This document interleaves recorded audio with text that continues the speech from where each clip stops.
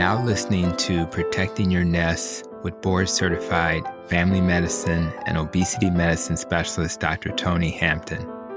For more, visit drtonyhampton.com. Welcome to the Protecting Your Nest podcast. When you think about your life's journey, there are many life experiences that have shaped you into the person you are today. Some of the experiences we have are very intentional, like your decision to listen to this episode of the Protecting Your Nest podcast. And some experiences are quite random, like the experience of having a conversation with someone you just happened to meet at the grocery store. But no matter where these life experiences occur, I think it's important that we pause and reflect so that we can fully understand the impact those life experiences have had on our lives. That's why the E in my ROPE acronym is a friendly reminder that it's okay to pause, reflect, and learn from our life experiences. And more importantly, make sure we have life experiences that help us become the person we've always wanted to be. Today's guest entered my life somewhat randomly while I was enjoying content on YouTube. And because of that random meeting, he's become one of my favorite carnivores, but more importantly, a source of inspiration as we all work to help everyone in the world achieve metabolic health. Today's guest is Kerry of the HomesteadHow YouTube channel. After Kerry started the Carnivore Diet, his life has changed. This dietary pattern has revolutionized life, allowing him to conquer many of his struggles, including losing over 100 pounds, fixing his severe depression, sleep apnea, and IBS. He is now on a mission to document similar transformative journeys of others by spotlighting them in his soon-to-come documentary about the Carnivore Diet. Kerry, I really appreciate you. I enjoy being on your channel, and it's definitely a pleasure to have you finally on my podcast. Welcome to the podcast, my friend. Thank you so much, Dr. Hampton. I really appreciate you. And I just want to say, I don't think I ever would have started Carnivore if it wasn't for good doctors like you sharing the truth. So I really appreciate you as well. Yeah, and those same good doctors have also been the reason why I had the courage to go all the way to carnivore. I would have never done that if I didn't have the likes of Dr. Berry, Dr. Chafee, and others, Dr. Ovadia, giving us permission to at least try it. They're smart people. You figure, what the hell? Let's give it a shot, right? So, Right. and yesterday we're recording this, guys, the day after Halloween. And although our kids are older and we're not celebrating it the way we did in the past, I do want to show you, Kerry, for those who are checking this out on YouTube, an image.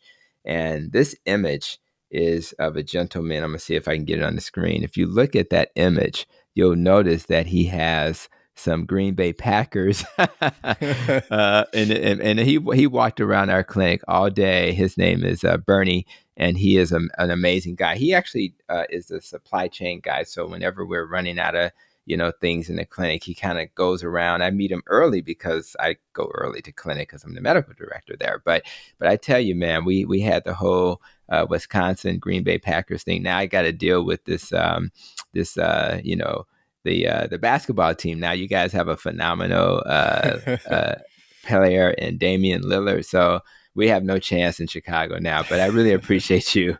And so I just wanted to start us off with that. I thought that was quite ironic that I had a chance to experience that yesterday. So for today, I wanted to dive a little deeper with you. I've enjoyed a lot of the content on your channel.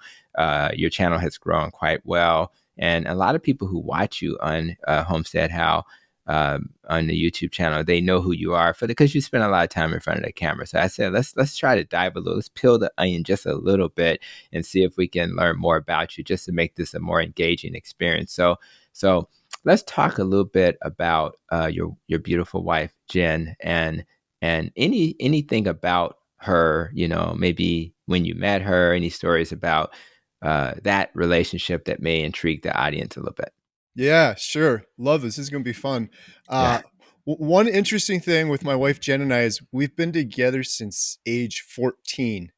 So coming Wow. up on 30 years. Wow. I just celebrated 30 years of marriage, but I definitely didn't start at 14. I can tell you that. Right. Yeah. Wow. It's kind of crazy. Yeah. We met when we were 14 and my cousin introduced us. My parents were divorced. I had kind of a rough childhood. My parents were divorced, and I used to go visit my mom in Milwaukee. I lived with my dad in Madison, and my cousin lived near my mom, and she introduced me to her best friend, Jen.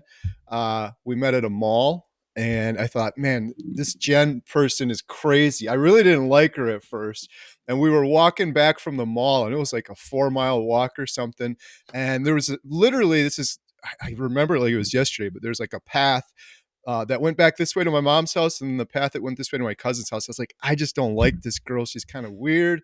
And I went down the path back towards my mom's house. And as I started walking, I was just like, it's like Saturday morning. I'm here for the weekend. This just, something was telling me just to go back. So I went down the path, and then I took like a shortcut, like a workaround. I went back to my cousin's house, and then they came around the corner, and I was sitting there. And that was 30 years ago, and we've been together ever since. So yeah, it was kind of crazy. And that whole summer was kind of nuts. So it's kind of like puppy love or whatever. We fell in love, but then I had to go back to my dad's house, and that was kind of miserable. Mm. And my parents were divorced, and I lived with my dad, and it turned into this big thing where I'm like, no, I want to live with mom now. Move back in with mom to be closer to the girlfriend. And yeah, actually, that was in middle school. And then the first year of high school, we started going to high school together, Mhm. and we schemed to choose precisely every single class together. We picked every single one and registered at the same time. So actually, freshman year of high school, we had every single class together, which in retrospect was a little bit much. Yeah. And That's then, crazy. yeah, we've been together ever since. Second year in high school, we didn't have every class, but most of them.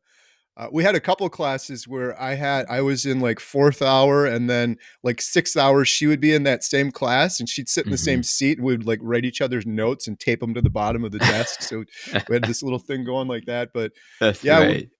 we were together the whole time. There was one point where I was getting in trouble with my mom, and she was sending me back to live with my dad, and I actually bought a tent. This was when I was 14, and I ran away. I went and set up a tent at age 14 by some railroad tracks, which was a really poor placement for to live. Right. No, it's not a good idea. Yeah, I actually I stayed in that tent for like a week. It Wow. was Yeah, and then I eventually ended up back by my mom, and she eventually let me stay living with her.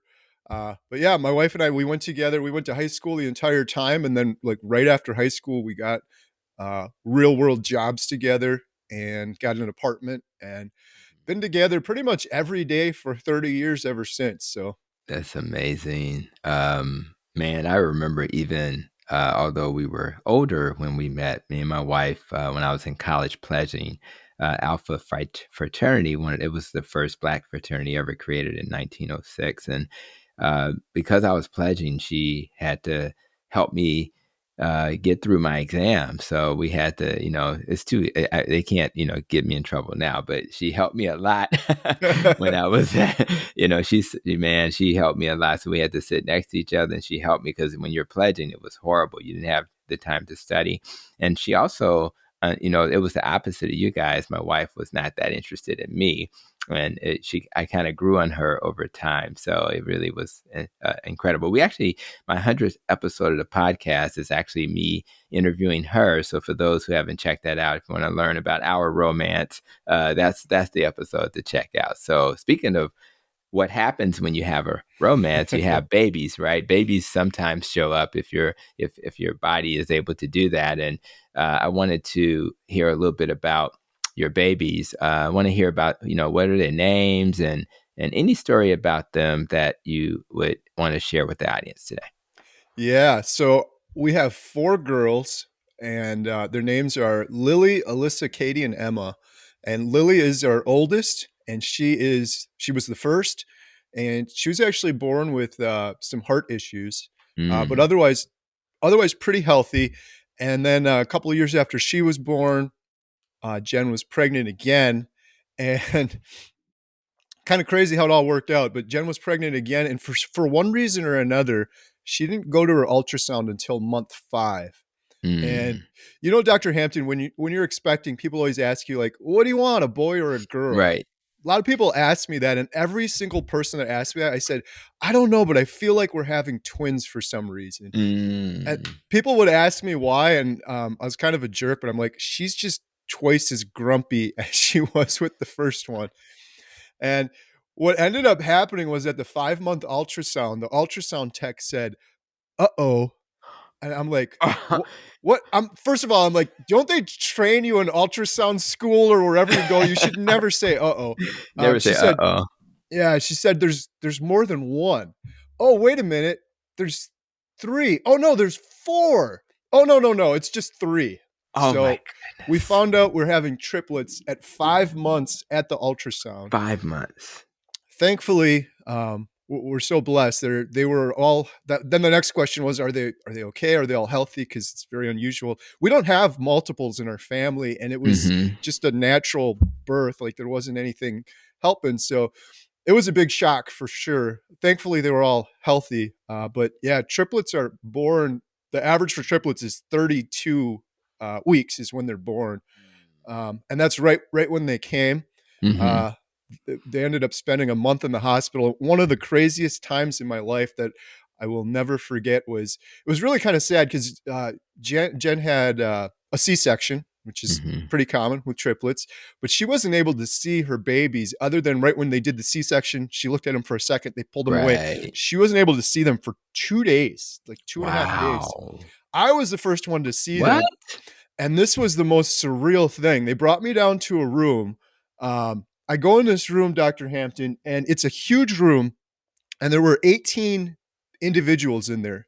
3 pods, 6 at each pod, nurses, doctors, everything. This is ICU because, like, one of my daughters, Katie, I think she was under 2 pounds, which is common for triplets at 32 weeks. Mhm. But they had to go to the ICU. They were in the incubator things, and they're all hooked up to wires. But I walk into this room, and I'm like, I have to pick which child to meet Right. first.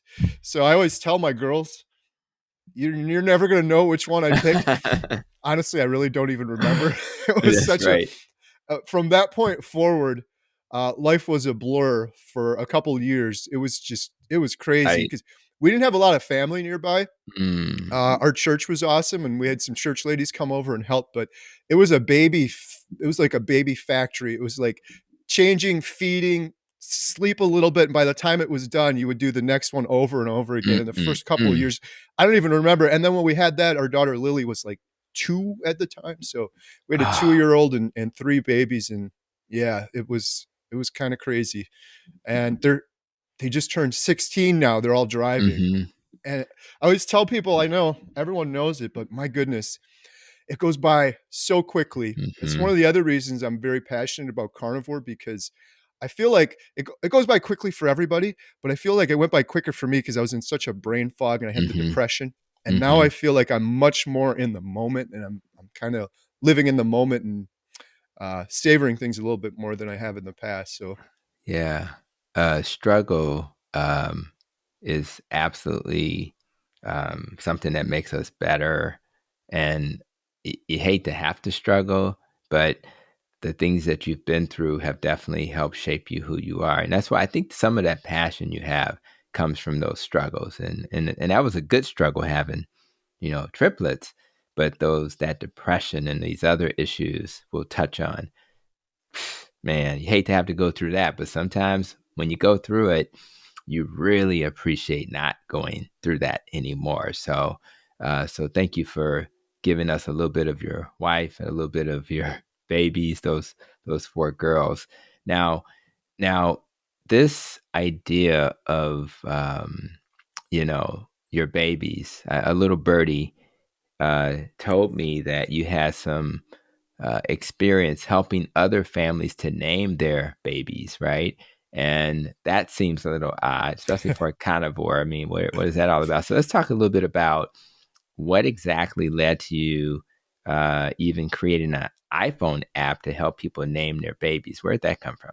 yeah, this is fun. I've never talked about this really to anyone, I think, now that I think about it. But Cool. uh, when we had the triplets, I wanted an iPhone so bad. This was early days of iPhone. I saw a friend at work had one. It's like, man, that thing is so cool. But I'm like, I can't afford this. I can barely pay for diapers right now for this army of babies we have here. Right. So, but then I was like, I could justify this. Like, what if I make an app and then that could pay for the phone? It was kind of like a long shot thing, but I'm like, I'm going to Mm, try this. So, I came up with this idea for an app, and I don't know how to program apps, but I know how to work with people that know how. And so I kind of had the idea. It's kind of like with this movie. It's like producing the movie. Like there's so many parts and pieces going that's into it, but right. you bring in someone that's good with video, you bring in someone that's good with audio, and pull it all together. I kind of did the same thing with an app. And so I had this idea. It would be cool to have, there were some things like this, but nothing like exactly what I wanted. And I made this app. It was called Pregnancy Countdown app. Mm, Right after we had the babies were fresh in my mind. And it was like, oh, I'm at week 32. This is what the mother, the father can expect. This is roughly how big mhm, the baby is. These are some things that are going to go on. These are some tips and things like that. I did that, and that app kind of, it did pretty darn well. And then I wanted to do another one. And I thought, man, a baby name app would be cool. I'm pretty good at working with information. So I made an app. It was called 50,000 Baby Names. And mm, I think there was an app called 5,000 baby names. So I'm like, let's mhm. go with 50,000.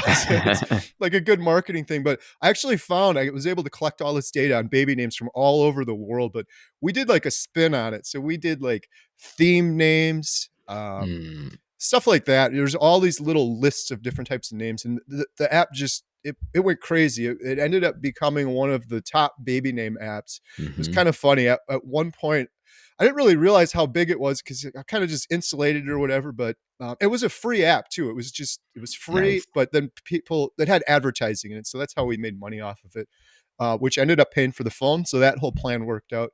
But one time I was getting my hair cut, and they make small talk, and the woman had said, like, what do you do? And I told her, I'm doing these apps right now. I do a bunch of other stuff too. I've always been kind of busy doing other things, but I do apps. And we ended up talking about it. And long story short, she had named her baby using 50,000 Baby Names app. Wow. I was like, what a small world too, I because know. right local. So that was kind of crazy. So yeah, that app, for a long time, it was one of the top baby name apps for iPhone and then Android too. So Nice. indirectly, in some weird way, I kind of helped name a whole bunch of babies all That's over the right. world. I know. Well, we all need a way to make those decisions. I think these are the fun times too when you're excited about the new life that's coming, and these are parts of the things you have to do. You have to think about names. You know, and if you put thought into it, I think that's the best way to do. Just like the experiments we're doing on diet, we have to get information, vet it, talk about it, what feels good, and then sometimes you just have a moment. I think this is what sounds right. And we had a girl name, we had a boy name, and we were kind of ready for that when our babies were being born. I ended up with two boys, but wish I had a girl, but I'm okay with that. We'll let the universe tell us what we're going to end up with. So let's now go into an area where a lot of people are familiar, which is the movie theater. And I really am a huge fan of going to the movies with my wife. Sometimes my wife says, well, we can just sit here and watch Netflix. What's the difference? I say, it's a different experience, baby. We got to get out of this place and do that. And I kind of Googled or searched how long it would take for me to get to your theater. It's called Montello, right? Right. Yeah, Yep. so Mantello Theater is about 3 hours away from me in Chicago. So I'm really looking forward to being there one day. I just told my wife last night that we're definitely going to visit and check it out and experience a movie. And I may even break the carnivore rule. And unless you have carnivore snacks, I may even eat some popcorn, whatever it takes.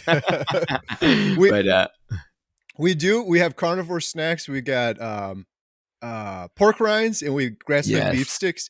nice. And you definitely have to come when we premiere the Carnivore Diet documentary. I That's happening know. here for sure. Oh well, you have a date, man. I absolutely think that will make the most sense to do it then. So maybe that'll be the plan, and I'll make sure I'll put that little birdie in my wife's ear so she'll know. So I guess the question is, first of all, um, why did you buy a movie theater? And then, and as a fun question, give me one of your favorite one or two movies that you love. Yeah. I love movies my entire life. That's one of the things Jen and I have done when we were dating. Even at 14 years old, we were always going to the movies. My whole family does. Aunts, uncles, everyone. Family reunions, we're just talking about movies all the time. When we moved here to Montello, it's a really small town. One stoplight. There's like nothing. There's not even a big grocery store, but there's a little single screen movie theater. And when we first moved here, we're like, we got to go to that movie theater. Mhm. But I'm like, it's gonna be kind of bad. I mean, it's just one screen. It's an old building. Like you can't pick the movie. But we came here. Mhm. The seats. There's 200 seats. I'm in the basement of the theater right now, too. By the Oh, way, okay, cool. so right above me there's 200 seats, and they were wood seats. I'm like, oh man, we're not going to be coming back here, but they were actually pretty comfortable, and the sound and everything. And then when I started learning the history of the theater, we just fell in love with this place, and we kept coming back over and over again. I never imagining one day I would own it. And then Mhm. I met the owner, and she was really cool. And I'm always doing I have like little side businesses. So on our homestead, we built a dog kennel, an off-grid solar powered 4-stall dog kennel. It's just this little dog kennel. We don't breed dogs or anything like that. It's for people that go on vacation. They could drop their dogs off. My girls, my wife, and I will watch them for the weekend, take them through walks through the woods. Long story short, I wanted to advertise it. I was like, it'd be cool to advertise it on the Mhm. Montello big screen. So I approached the old owner. I was like, why don't we do ads? You can make more money that way if you do local business ads. And she's like, I don't have the tech savvy. I don't know how. I was like, let me Mhm. figure it out. We'll do my ad. And long story short, I figured it out. I did my ad, and then became good friends with her. And I just said, in my head, I'm like, there's no way I could ever afford it. This isn't going to work. But if you ever think of selling the theater, we Mhm. would be interested. That was Mhm. several years ago. Then COVID happened. She was shut down for like 3 years. And then Mm. she couldn't reopen back up like she wanted to, but it's really expensive. You got to do all these contracts with the studios. And she Mm. emailed me. And the funny thing, Dr. Hampton, was I foolishly told my daughter Alyssa, one of the triplets, this like, oh, I planted this seed. It's never going to happen, but it's just kind of fun. And every day I'd take her to school. We drive past the theater. Dad, when are we going to buy that theater? When are we going to get? I'm like, it's never happening. I shouldn't have mentioned it. Well, now That's right. it finally worked out and happened, and it's been a little over a year now, and it's been just amazing. It's not a business that we went into to make any money. It's more of like a passion project. Movie theaters don't really make a lot of money, especially single screen theaters in a small town. Right, And right, right. but it was more of a passion thing too. We have so many families. This it looks kind of modern behind me, but this building goes back to 1859, before Lincoln was president. Whoa. It was an opera house. They had thousands. I always tell people thousands of stories were told here before Mm. a single movie ever played, and every iteration of film has happened here, from the earliest picture shows to silent movies to everything. We have all the history, all the old projectors. So we wanted to preserve the history. Jen and I put together like a museum exhibit down here. We wrote a history book that we Mm. sell, and all the proceeds for that go to support the theater. So yeah, it's been a lot of fun. It's been really a fun family project too. It's the girls run the concession stand. They're Nice. learning to run the projector too. So yeah, it's been and the people we've been meeting. We keep all of our ticket prices at $5, and we have all new Nice. movies, just like the big theaters. So like Top Gun came out, we played Top Gun brand new, $5. The reason we did that is because we have a lot Wow. of seniors and families that Mhm, come, mhm. and I hate it when you go to those big box theaters. And like for me, a family of six, like we get out of there sometimes before I was doing carnivore, and you'd buy the popcorn and concessions. It'd be like Mhm. $150 or I something. know. I'm like, that's not sustainable. It's gonna kill the Mm-mm. movie theater business that I love. So Mhm. we're keeping it, and we've done on-screen ads and things like that. So keeping the Nice. prices down, doing that. But yeah, in terms of favorite movies, oh man, that's kind of like asking me what my favorite child I is. I have so know. many of them, but I know. a couple that I really like. I've got some weird ones, but there's some that I like rewatching. There's one called There Will Be Blood. Mhm. It sounds like a horror movie. It's not. It's with Daniel Day-Lewis. Uh, I love that movie. I love Goodfellas. Mhm. Um, Yep. I saw your interview with JT, and you mentioned in terms of more recent movies, Equalizer 3 with Denzel Mhm. Washington. Yes. Love that movie. I know, Loved it. me too. So we played it here in the Yeah. we don't normally play our movies here. It's mostly family Mhm. friendly, but I had to play that one. Jen and I previewed it, and I really liked it. Uh, this year too, Top Gun was Mhm. fantastic. And I got this poster. Well, it's probably hard to see. I have this poster up. this movie called Devotion. I don't know if you've Mm. seen that one. Mm-mm, not I yet. highly recommend it. It was a true Okay. story. Korean war vet. Oh man, it was a Mm. great one. We played that one. Cool. So yeah, I don't know. I love all types of movies, but yeah, Goodfellas is up there as one of the probably seen 1,000 times that I really love too. I like that. And it's ironic that you mentioned a mob movie and a war movie, and those are two categories that I particularly love. I think Gladiator was my favorite movie, Oh yeah, but yeah. yeah, but I think these are amazing. And yeah, my wife normally won't go see a movie like Equalizer. She did not see one or two, but I told her, I said, you know what, it's Denzel, and it's I think you may want to give it a shot. It's not a romantic comedy, but give it a shot. And she loved it, and but she did find that it was on her brain that night because she's not used to seeing a movie with violence in it. But I'm gonna tell you, well written, and it's just nice to have a movie with the violence, but it tells a nice story. It makes you, Yes. you know what I mean? So just give me a nice story. So that was very interesting to hear your perspective and how you kind of landed at the theater and what you like to watch. And so now the other thing I wanted to ask you, just again, just to kind of keep things, what's different about Kerry hobbies, right? Like, so I don't really have, it seems like my hobby now is YouTube, but and it becomes your hobby when you're doing it, right? But I was a tennis player and I want to get back to tennis because I grew up playing tennis. That really was one of the things that kind of kept me in an environment that was better for me as opposed to other sports like basketball in Chicago that kind of keeps you in an environment not necessarily going to get you around the right crowd. And even though I'm a huge basketball fan, tell me a little bit about any hobbies you have that people may not be aware Yeah, so YouTube is the big one for me for sure. And then of. Absolutely. photography, video stuff. I've done a lot of photography, like nighttime photography, Milky Way stars. But then the other big one that I guess I haven't talked about a lot is playing pool, like Mm, billiards, eight ball. I don't know. When I was young, I played. My mom took me once, and I just kind of got hooked on it. And hmm then I didn't play for many years because I got the triplets and the girls, and just been too busy. But I think like 2 years ago, there's a place about a half hour from here, this big pool hall, hmm really family friendly kind of place. I went in and played once, and I got hooked again. Just a kind of crazy addiction. There's something with pool. Like when I was playing it when I was little, it was just like, oh, you hit the ball in and you try to get the balls in. But I've hmm since learned it's such a deeper game. It's almost like chess. There's so much Mm, especially the game of eight ball. There's so much strategy and safeties and things that go mhm, into it. So it's kind of this cool mix of hand-eye coordination and strategy that goes way mhm, deeper than I ever thought. And I was I started playing it, and it's funny when I was playing pool was kind of led to my carnivore journey at some point, but I had this horrible pain in my foot one day when I was playing pool.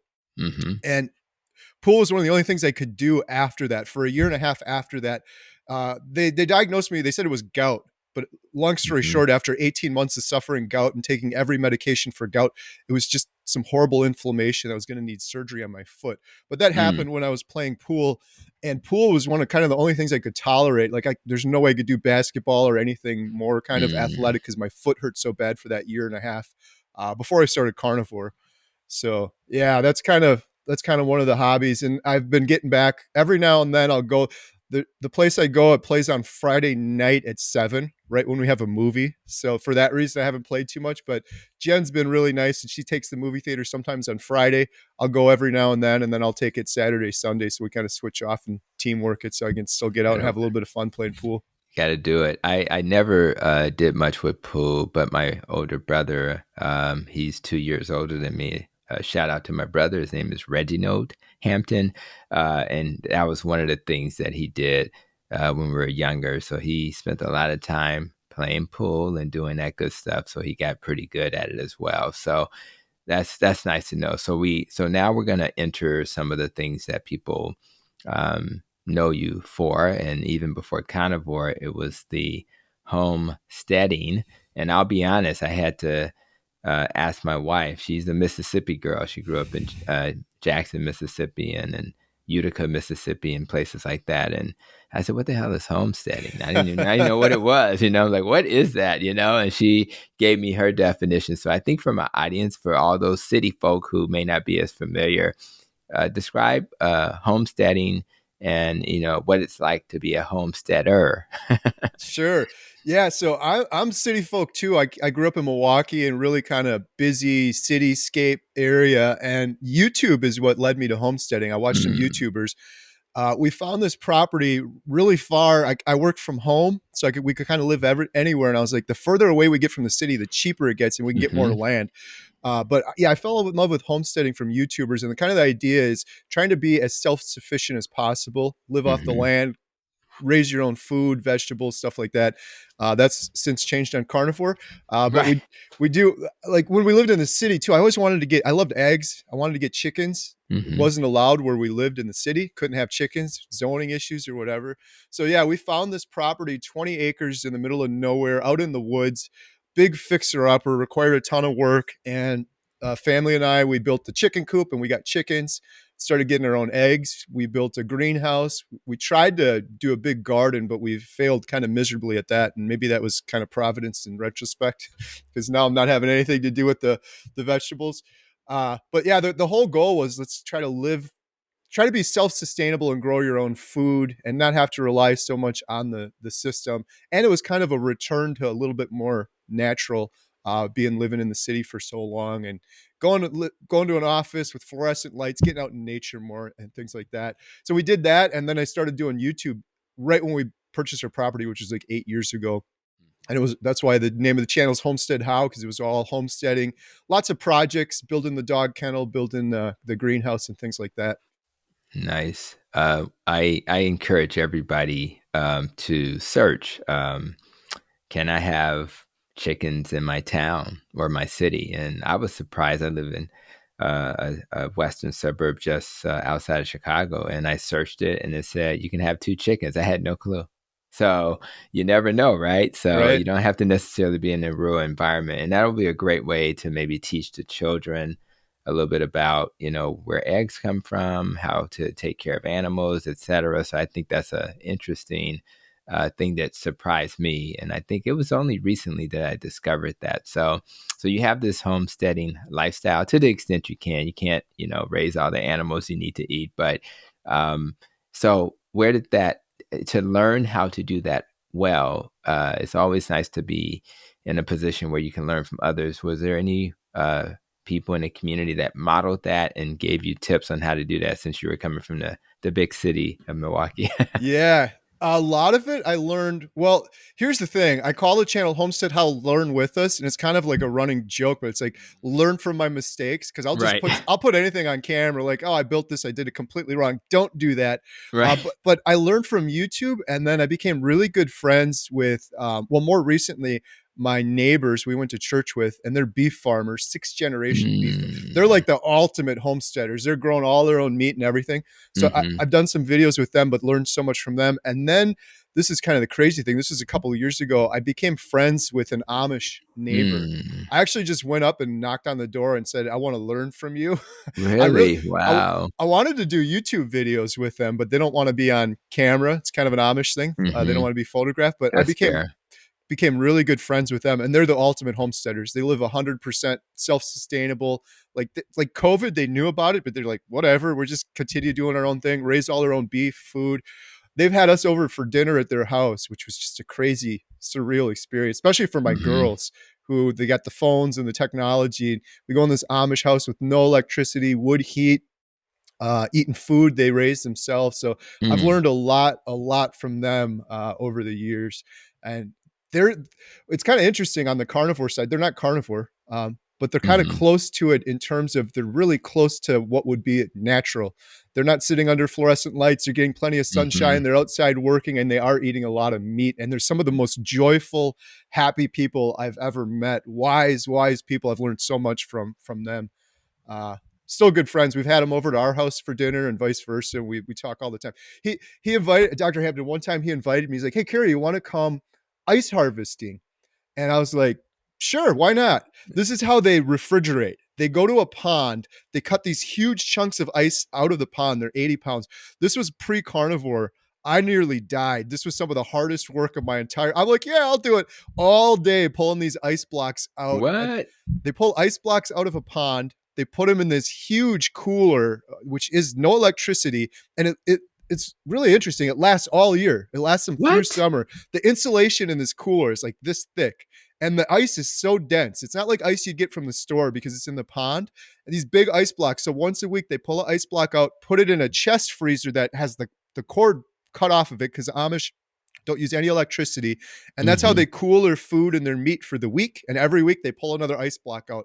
So we had to get enough ice to last them a whole year. I did a video on my channel. They allowed me to video some of it if I didn't show their faces. And it was incredible. I need to check out that video. You blew my mind with that. I don't know how a big cube of ice lasts that long, but that is amazing. So that's and it just provides some clarity about how things maybe were done back when. I can't figure out how they built pyramids, but it's just nice to know these basic like understandings of how did people exist before all of this technology. And I think we've overdone it now. I warm my car before I get to my car. I have not washed my car in years with my own hands.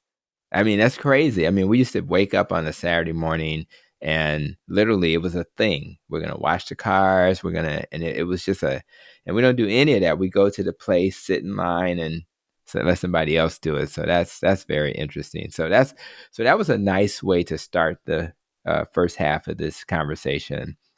Now I want to transition to why people tend to come to our channels, which is, we have dietary patterns that have helped us to heal.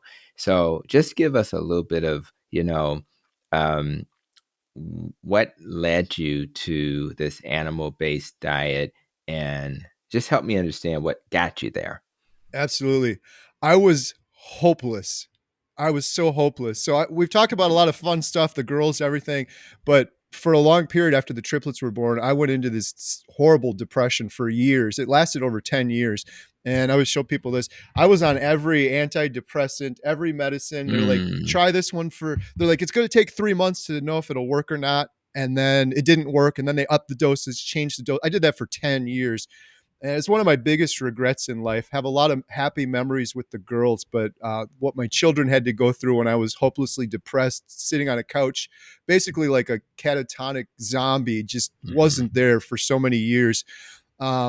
It I was able to fix a little bit of that through keto, which I found many years ago, but never anything like carnivore. So my depression went up and down for a couple of years while I would do keto.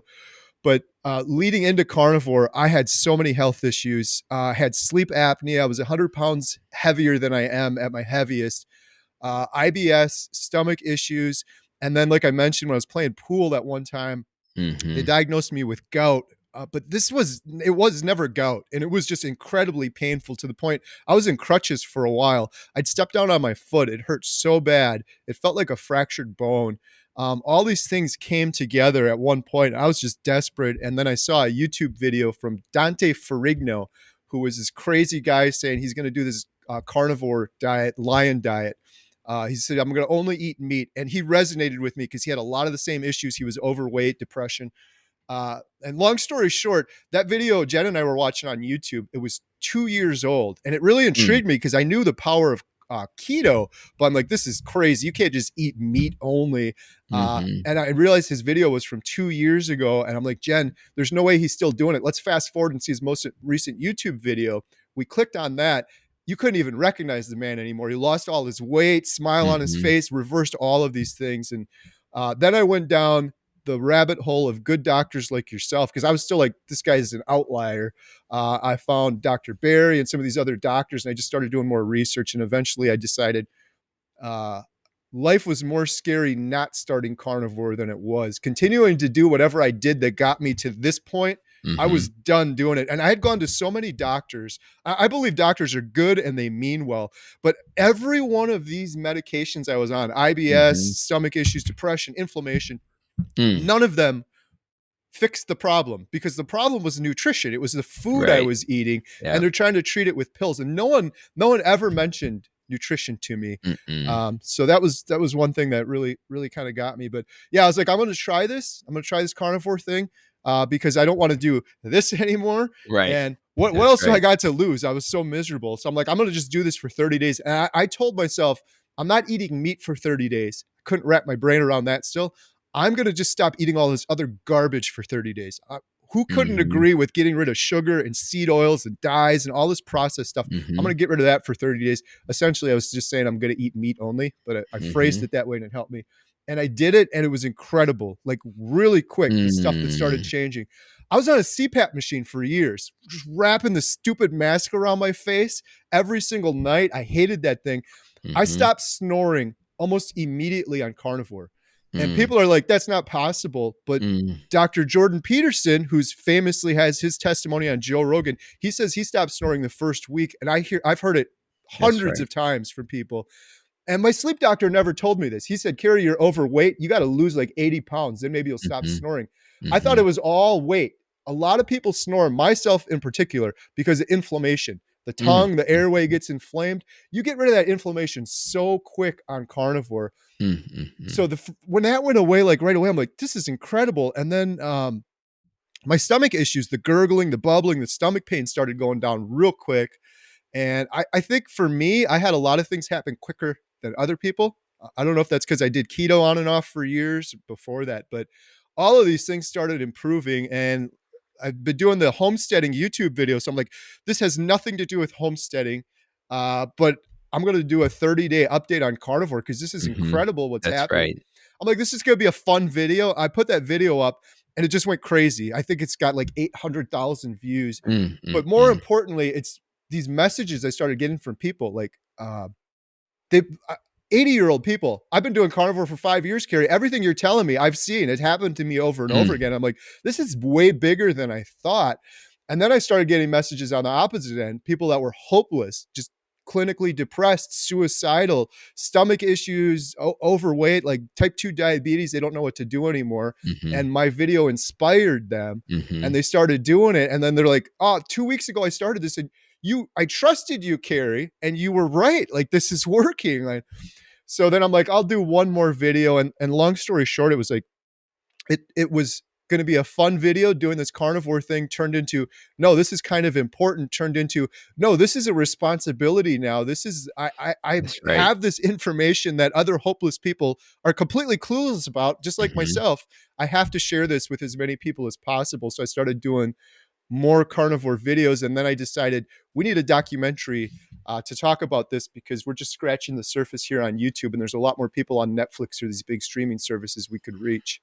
Yeah, you can reach people all over the world. And the first thing I want to say is thank God your marriage survived those depressive years, the snoring and everything else. But I think the depression more than anything.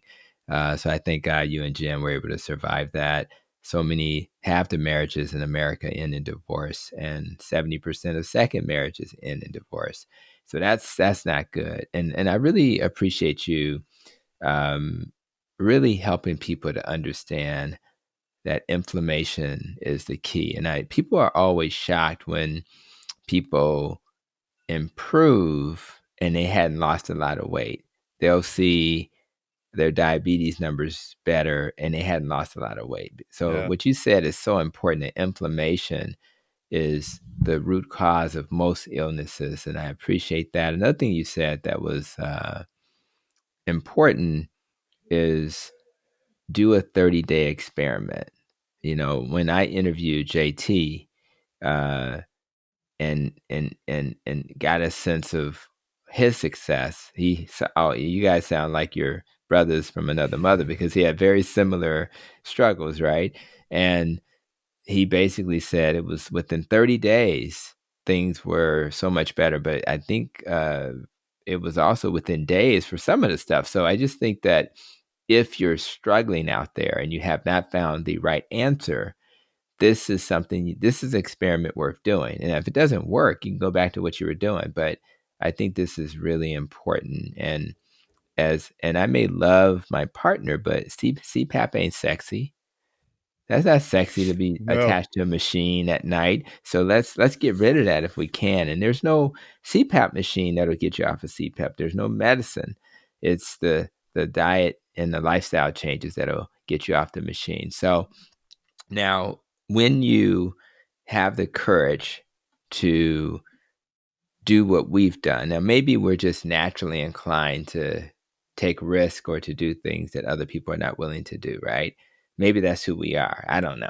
All I know is it does take a little courage. I'm a doctor in a large health system, and even some of the doctors that I know are carnivore don't really talk about it publicly, right? They certainly don't advise their patients to eat this way. So my question to you is, what gave you the courage to eat this animal-based diet, knowing that the world's going to say you're going to increase your risk for heart disease, you're going to increase your risk for colon cancer? What gave you some of that courage to remove that fear?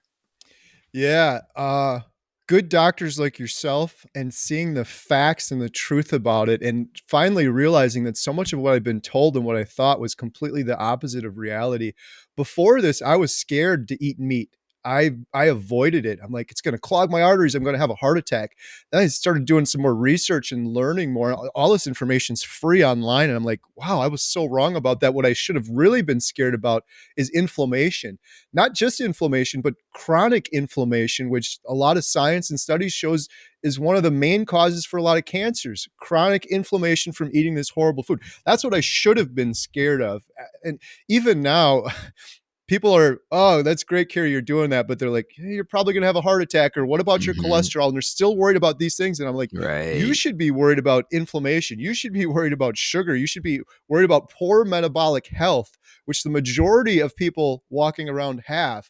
I don't have poor metabolic health anymore, so I'm not worried Hmm. about those things. But you are right. It takes. I think that's why the carnivore community is kind of cool because it takes some bravery. You got to go against the grain for sure to start it, especially yourself. My goodness, to be a doctor doing it Hmm. and sharing it, I can't even imagine. But um, getting we have these fears from lack of information, but the beautiful thing is all of this information is freely available and easily Hmm. accessible. Everyone has one of these and they waste so much time on it. But I preach this to my girls all the time.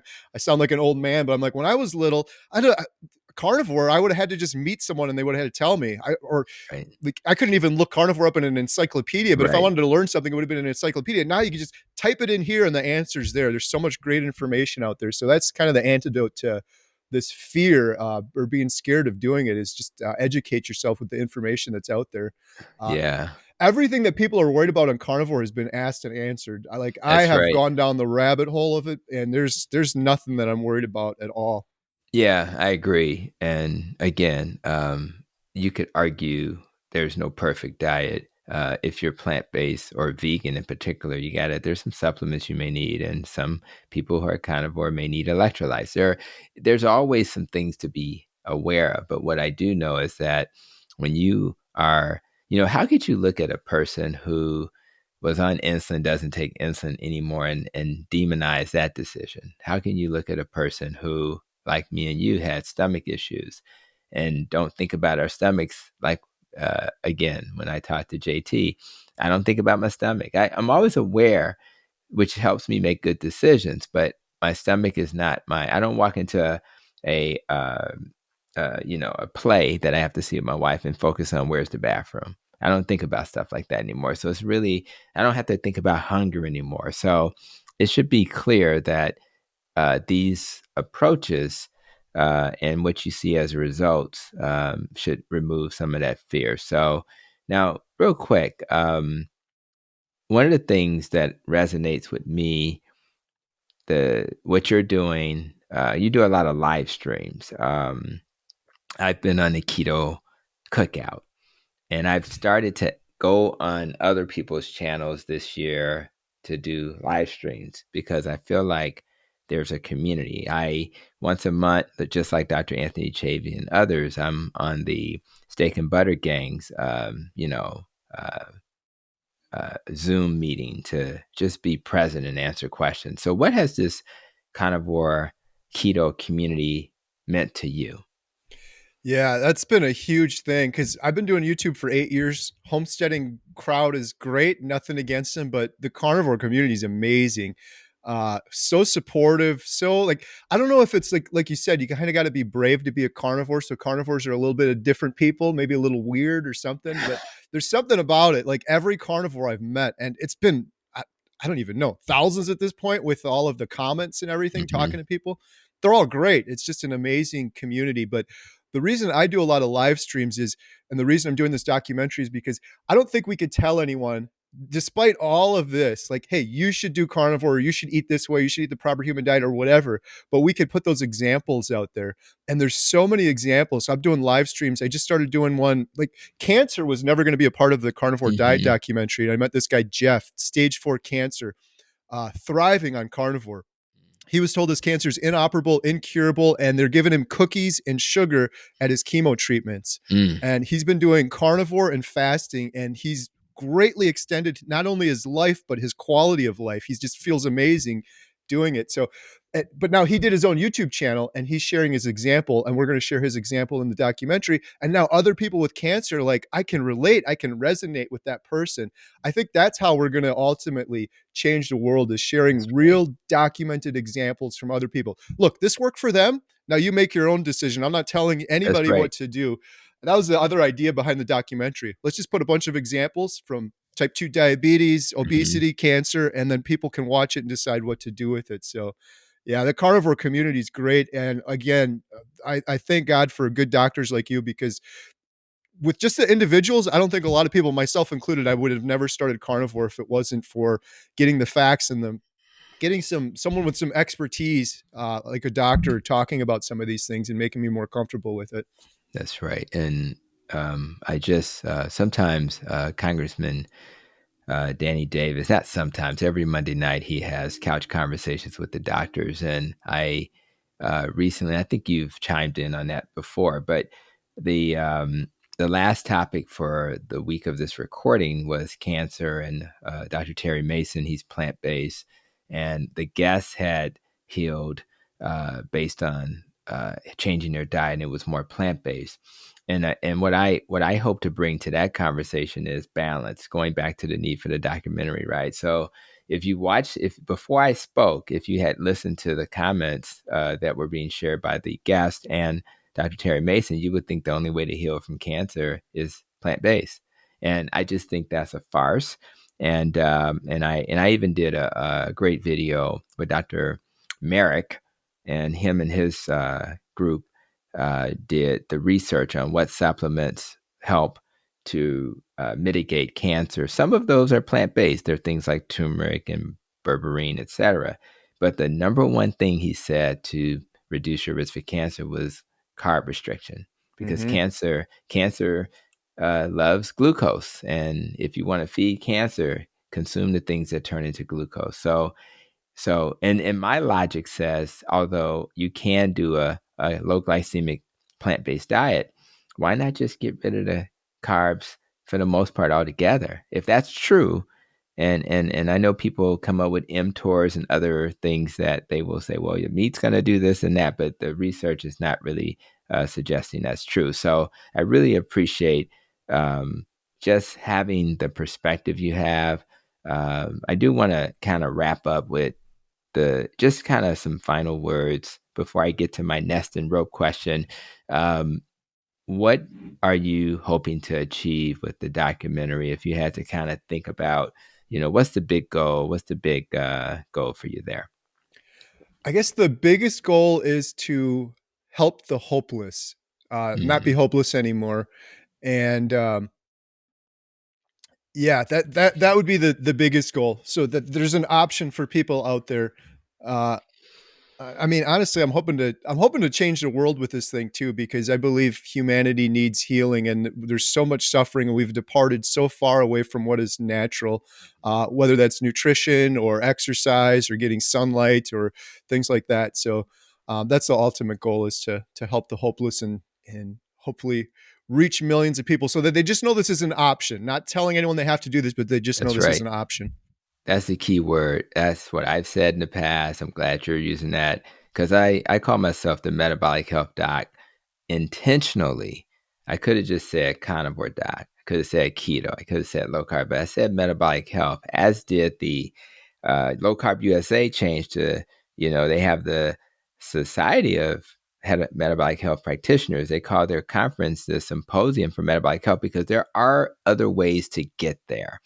But we want to make sure that carnivore, keto, low carb is at least known as one of the ways to get there. And for us, it's been working miracles. So to preserve you so that you will be here for this documentary, you're working like a dog, and I appreciate it.